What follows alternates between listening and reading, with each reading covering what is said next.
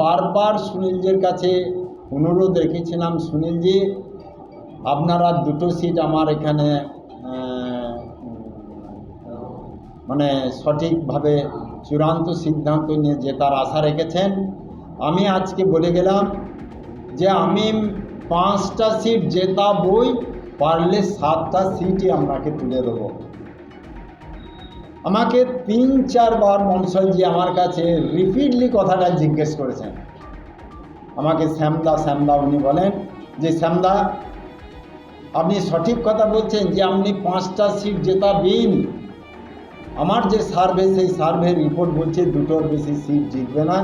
আর আপনি কোন সাহসে, কোন বলে আপনি 5টা সিটের কথা বলছেন?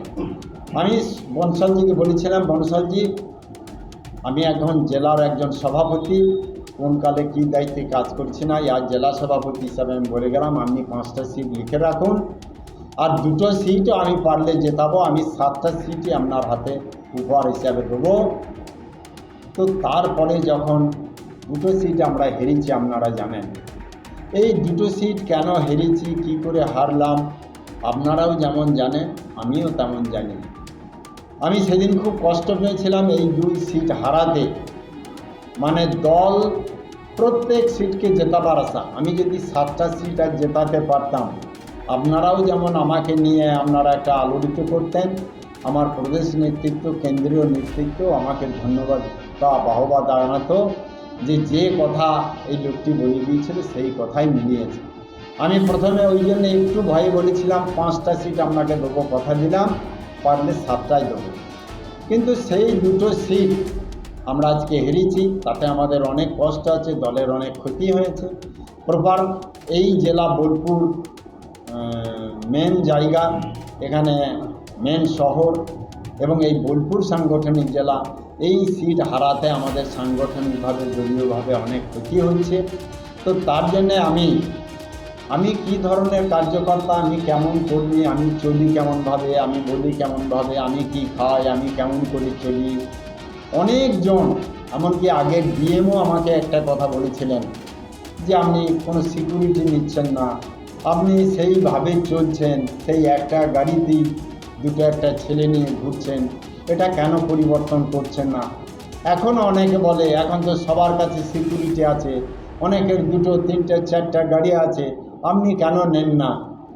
আমি জানি যে সাধারণ মানুষের সঙ্গে মিশে, সাধারণ মানুষের সঙ্গে যদি আমি থেকে সাংগঠনিক কাজ করতে পারি, সাধারণ মানুষ আমাকে চট করে বিশ্বাস করবে, ভরসা করবে, আস্থা রাখবে এবং বিশ্বাস ভরসা রেখে তারা আমাদের কথা শুনে কাজ করবে। আজকে তাই হয়েছে। আজকে সেই জেলায় দাঁড়িয়ে আজকে 5টা সিট আমরা জিতেছি। আমার সাংগঠনিক জেলায় 2টো, একটা পূর্ণমন্ত্রী, একটা প্রতিমন্ত্রী আমার জেলা আমরা পেয়েছি। অতএব মন্ত্রীরাও খুব আনন্দের সঙ্গে তারাও কাজ করছে, আমার এমএলএ যারা বিধায়ক হয়েছেন তারাও কাজ করছে। অতএব আমরা সবাই মিলে মিশে কাজ করছি। কিন্তু এই কথা ওখানে আমি ওই যারা প্রেস বাইটটা দিয়েছিল তাদের কথা শুনেছি, যদি আমাদের সভাপতি সঠিক থাকে তাহলে অফিসে বসে তিনি প্রেস করে তার সত্যতা জানাবেন। আমি তাই তাদের কথাকে মর্যাদা দিয়ে আজ অফিসের মধ্যেই আপনাদেরকে দেখে আমার সত্যতা জিনিসটা উদ্ঘাটন করলাম। এর মধ্যে কোনো চালাকি নেই। আপনারাও আমার কাছে অনেকবার দাদা হিসাবে আপনারা আবদার করেছেন, দাদা এই করতে হবে, তাই করতে হবে। আমি আপনাদের নির্বাচনের পর বলেছিলাম যে না, সাংবাদিক বন্ধুদের নিয়ে একদিন আমিও একটা পার্টির ব্যবস্থা করব। সেটাও আজ আমি বলতে বাধ্য হয়েছি। আপনাদেরকে দেখে আমার লজ্জা লাগে, আমি সময় এবং ঠিক টাইম এখনও করে উঠতে পারিনি। এটার পিছনে আরেকটাও কারণ, আজকে বোলপুর অখণ্ড জেলায় যে আমাদের 11টা বিধানসভা প্রদেশের দায়িত্ব নিয়ে কাজ করেছি। আমি জঙ্গলমহলে 5টা জেলার দায়িত্ব নিয়ে বাঁকুড়ায় কেন্দ্র করে কাজ করেছি। প্রথমে আমি মুর্শিদাবাদ জেলায় 3টা এমপি, 22টা এমএলএ জেলায় বহরমপুরকে কেন্দ্র করে প্রায় 7 বছর কাজ করেছি। পরে আমি বাঁকুড়াতে কাজ করার পর আমি কলকাতাতে থেকে কাজ করেছি যে এই লোকটার কোনো রকম দুর্নীতি আছে, কোনো রকম অন্যায় কাজ করে, কোনো রকম অন্যায়কে প্রশ্রয় দেয়। এই জেলায় যা আমার পার্টির ব্যানার নিয়ে, পার্টির ঝান্ডা নিয়ে কিছু কিছু লোক এমন করছে, তার বিরুদ্ধে আমি কী লড়াই চালাচ্ছি, কিভাবে সেইগুলোকে বন্ধ করার কাজ করছি আপনারা জানেন। অতএব আমি জানি, আমি যে কোনো দায়িত্ব নিয়ে মায়ের পেট থেকে জন্মগ্রহণ করিনি। দল যদি মনে করেন যে আমাকে নিয়ে দলের উপকার হবে, দলের ভালো হবে, সংগঠনে ভালো হবে, তাহলে দল সংগঠন আমাকে সেই দায়িত্ব দেবেন। আর দল যদি মনে করেন যে আমাকে নিয়ে দলের সংগঠনের কোনো ভালো হবে না, আমাকে যে জায়গায় দেবে সেই জায়গায় থাকবো। আর যদি জায়গা না দেয় তাহলে আমি একজন সাধারণ কর্মী, সাধারণ ভোটার হিসাবে, কিন্তু বিজেপির ভোটার হিসাবে সারা জীবন থাকবে, এটা খুব পরিষ্কার বলতে পারি। অতএব এইরকম জায়গায় দাঁড়িয়ে কয়েকজন নেতৃত্ব যেভাবে কাদা ছড়াছড়ি করা শুরু করেছে, দলের ভাবমূর্তি নষ্ট করছে, এটা খুব আমাদের দুঃখের এবং বেদনার।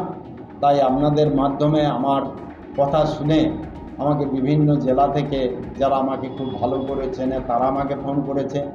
আমি সব থেকে ব্যথিত হয়েছি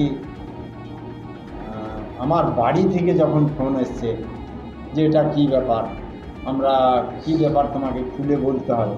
আমি বাড়িতে বলেছি, আমার গ্রামে বলেছি।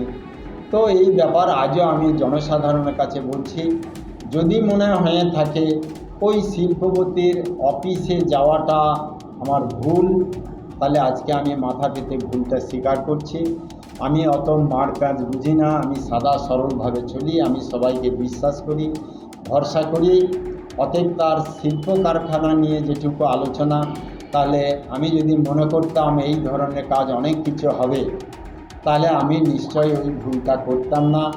আমি তার বাড়ি নয়, যেটা ওরা বাড়ি বলছে বাড়ি নয়, তার কার্যালয়, যেটা বলছে রাত 12টা গভীর রাত, সেটা 12টা নয়, আবার বলছি 10টা 15, এবং বলছে যে আমি কিছু যেন কে একজন বলছে কিছু যেন মনে হলো নিয়ে গেল, কি না আমাকে খাবারের প্যাকেটও দেয়নি, আমাকে জামা প্যান্টের একটা পিসও প্যাকেটে ভরে দেয়নি, বা কোনো কিছুই আমাকে দেয়নি, আমি নিইনি, আমি খালি হাতে এরকম বেরিয়ে এসেছি।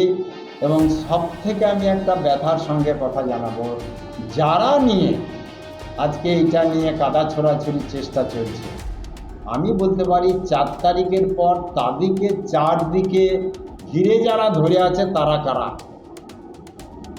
আজকে প্রত্যেকটি ওয়ার্ডের বিভিন্ন ধরনের কার্যকর্তা এবং যে কবিতা লিখছেন এরকম অনেক কার্যকর্তা, তাদের পাশে যারা ঘুরছে, যেখানে গিয়ে মিটিং করছে, যাদেরকে বেশি গুরুত্ব, তারা কারা? তারা তো 1 নম্বর তৃণমূলের লোক। তাহলে তারা কি দলের কাছে অনুমোদন নিয়েছেন? তারা কি দলে বসে বৈঠক করে কোনো আলোচনা করেছেন? কোনো কিছু না করে কোনো সুবিধার্থে তেনারা করছেন। অতএব তেনারা যদি এইভাবে করেন, আমি তো ওই রকম তাকে দলে যোগদান করিনি। আমি দল তার কাছে বিক্রি করতেও যাইনি, আমিও বিক্রি হয়নি। আমি প্রথম দিনই, যেদিন আমাকে অফিসে এক মিডিয়া বন্ধু বলেছিল যে দাদা তাহলে কি বিজেপির মধ্যে কোনো, আমি বললাম ভাই, যদি বীরভূম জেলাতে শ্যামাপদ মণ্ডল অরিজিনাল বিজেপি হতে না পারে, তাহলে কে অরিজিনাল বিজেপি সেটা তাকে দেখাতে হবে করে। এটা আমি খুব জোর গলায় বলতে পারি। অনেকজন বিজেপিতে এসেছে, অনেকজন মাঝে বসে গিয়েছে, আবার হয়তো এসেছে, চলাফেরা, ঘর যাওয়া আসা এইসব করেছে, কিন্তু এই লোকটি যে দায়িত্বে একদিন তার কোনো পরিবর্তন নাই। দলও আমাকে যথেষ্ট গুরুত্ব দিয়েছে, যথেষ্ট জায়গা দিয়েছে। আমাকে কে চিনত? আমি একজন মধ্যবিত্ত সাধারণ পরিবারের ছেলে। অতএব দল আমাকে বিভিন্ন সময় বিভিন্ন দায়িত্ব দিয়ে, প্রদেশের দায়িত্ব আমাকে 18 সালে পঞ্চায়েত প্রমুখ করা হয়েছিল প্রদেশে, তাই দল সেটা আমাকে করেছিল। আমি তাই প্রদেশ মূলে কাজ করেছি। 10টা জোনের দায়িত্ব দিয়েছে, 5টা জঙ্গলমহলে 5টা জেলার দায়িত্ব দিয়েছে, এবং আমি যেখানে যেখানে গিয়েছি সেখানে খুব ভালো সাংগঠনিক কাজ হয়েছে। অতএব দলের প্রতি সেই কৃতজ্ঞতা রেখে, এবং আপনারা যারা এসছেন আজকে, সেই যে অপপ্রচার একটা বিরুদ্ধে করা হলো আমার এবং আমার দলের উপর, যে কালিমা লেপনের চেষ্টা হলো, আমি আপনাদের কাছে আশা রাখব আপনারা সঠিক তথ্যকে পরিবেশন করে সেই মিথ্যা যে প্রচার, সেটা যাতে কিছুটা হলেও নষ্ট হয় এবং সত্য ঘটনা প্রচারে আসে। এবং আমার জেলায় আমি আজও আছি, গতদিন আপনারাই কয়েকজন প্রশ্ন করেছিলেন যে আপনার দলের কিছু কিছু নেতা কর্মী কার্যকর্তারা এখানে সেখানে কাটমানি নিচ্ছে, ভয় দেখিয়ে চাষ বন্ধ করে দিচ্ছে, কিংবা টাকা নেওয়ার জন্য মারধর করছে, তার জন্য আপনি কি করবেন? আমি বলেছিলাম আমার কাছে এই খবর আছে, আমি ধরে ধরে তাদেরকে কথা বলেছি, আমি নিজে গিয়েছি, নিজে মিটিং করেছি এবং হুঁশিয়ারি দিয়েছি এই ধরনের কোনো কাজ ভারতীয় জনতা পার্টির ব্যানারে থেকে করা যাবে না, সাবধান হয়ে যান, না হলে দলগতভাবে ব্যবস্থা উপযুক্ত নেওয়া হবে। আপনারা কিছুদিনের মধ্যেই দেখতে পাবেন যে দল কী ব্যবস্থা নিতে চলেছে। অতএব এই জন্যেই বলবো, আমি চাইব ছোটোবেলা থেকে আমাকে কোনো জেলায় কোনো জায়গায় আমি বিভিন্ন বাইরে গিয়ে কাজ করেছি, এখানে আমার অনেক বিস্তারকরা এসে কাজ করেছে, অনেকের নামে এখানে আর্থিক তোলা নেওয়া এসব কথা শোনা যায়।